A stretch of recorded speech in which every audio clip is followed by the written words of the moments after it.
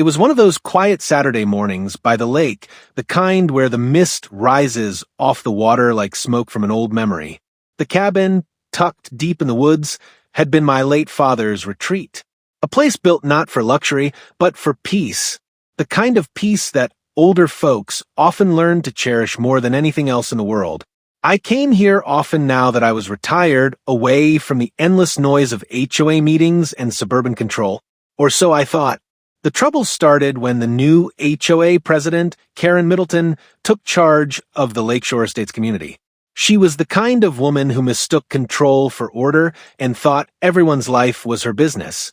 She had already fined people for having unapproved bird feeders and even threatened to tow an elderly veteran's boat because it was an eyesore. She didn't care about people, she cared about power. The lake cabin, however, was outside HOA jurisdiction. It was on private land my family had owned for decades, long before the HOA existed. Still, Karen had been spreading rumors that the cabin violated community boundaries and that she had every right to inspect it. I ignored her messages, figuring the law would speak for itself if it ever came to that. That morning, I wasn't alone. The state attorney general, an old college friend, had agreed to meet me there to discuss a land use proposal affecting several lakefront owners. He arrived early and we sat inside drinking coffee, watching the fog lift over the water. The air smelled like pine and history. Then came the knock. Sharp, angry. The kind of knock that didn't ask permission, it demanded obedience. Before I could even rise, the door swung open. Karen marched in without so much as a hello, clutching a clipboard like it was a weapon.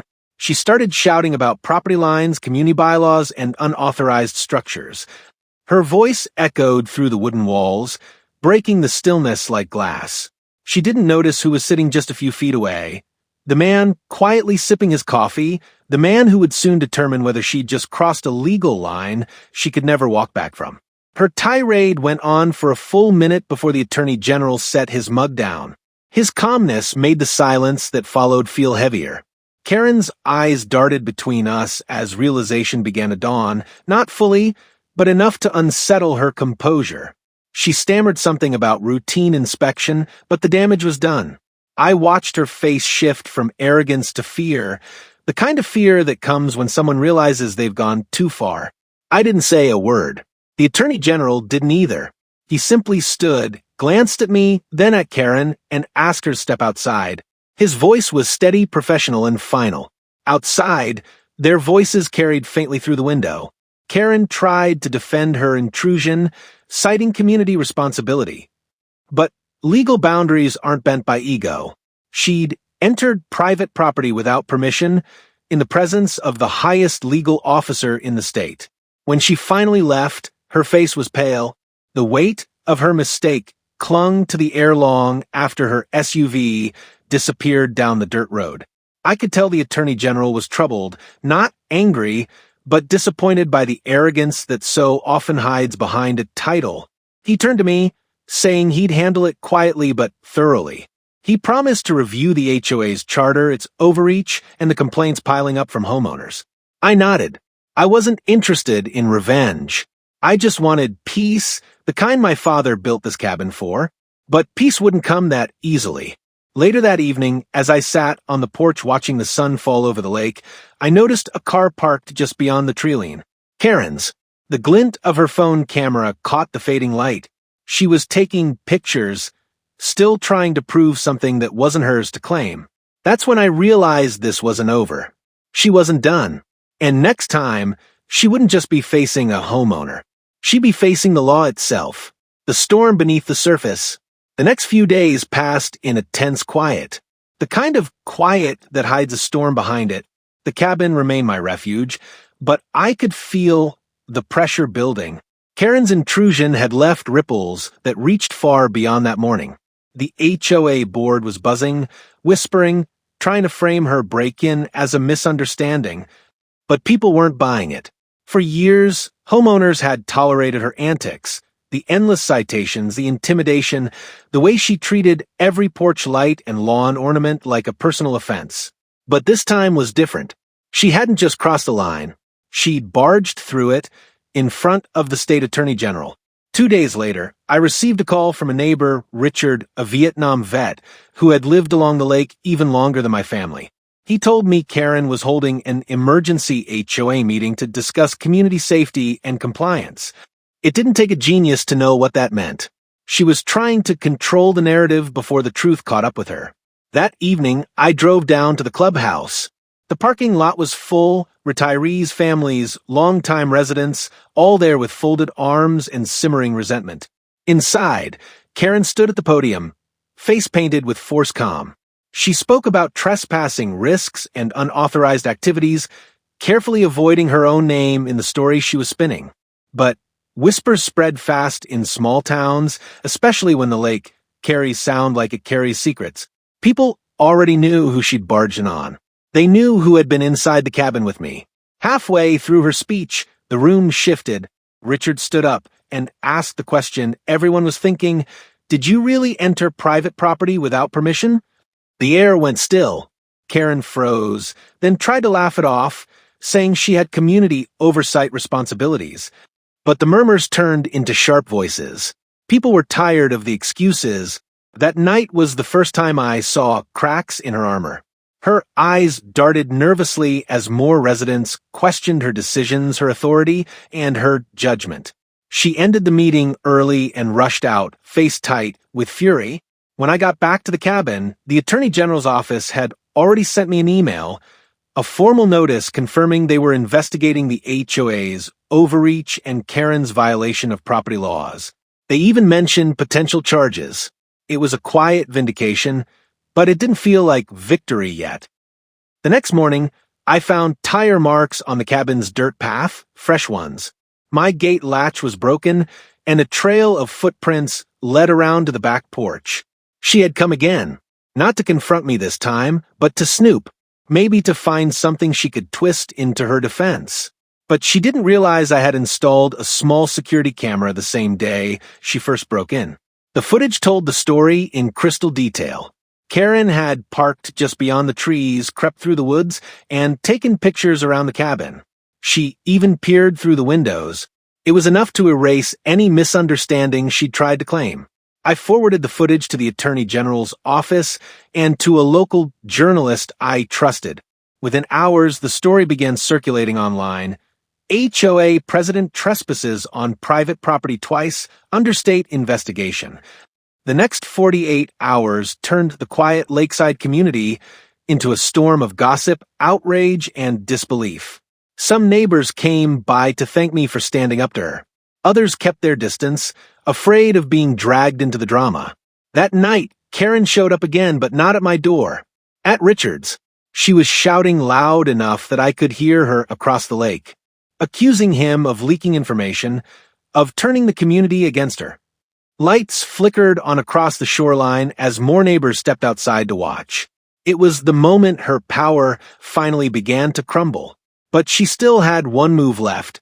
The following morning, I woke to find a thick envelope in my mailbox, an official HOA notice declaring my cabin non-compliant and subject to community penalties. She was desperate now, trying to drag me back into her web of fake authority. But this time, she'd done it in writing. That envelope was more than a threat, it was her confession. And soon, she'd realize that every word in it would become part of a case she couldn't talk her way out of. As I watched the sun rise over the lake, calm and golden, I knew the next chapter wouldn't be about fear. It would be about accountability, the kind that arrives slowly, steadily, and without mercy. The reckoning at the lake. The morning after the notice arrived, the lake was still, almost too still. It felt like the calm that comes before a verdict. I knew what was coming, and so did Karen. Her confidence had begun to unravel, but her ego wouldn't let her stop. She was clinging to the last scraps of control, even as the whole community turned against her. Within 2 days, the Attorney General's office sent investigators to the neighborhood.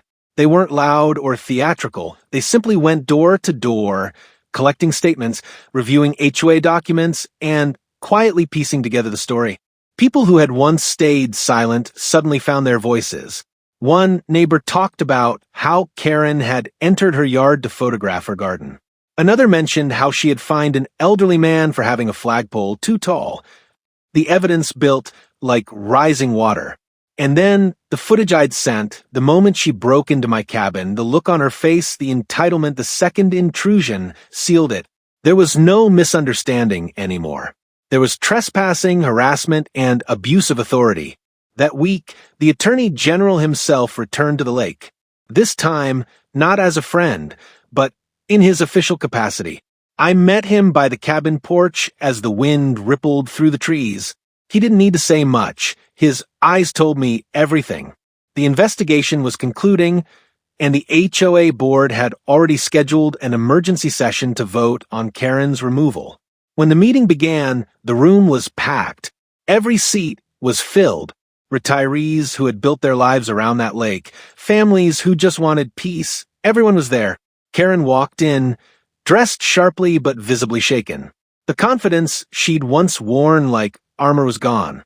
She sat alone at the front table, surrounded by people she'd once ruled over. The Attorney General's representative read the findings aloud. Each word chipped away at what little power she had left. Unauthorized entry, abuse of position, intimidation, misrepresentation of HOA authority. Every count backed by witness statements and video proof. The silence after the reading was heavy. Then came the vote. One by one, board members raised their hands. Even her closest ally hesitated before voting her out. When the final count was announced, it was unanimous. Karen Middleton was officially removed as HOA president and referred for legal review. She didn't speak.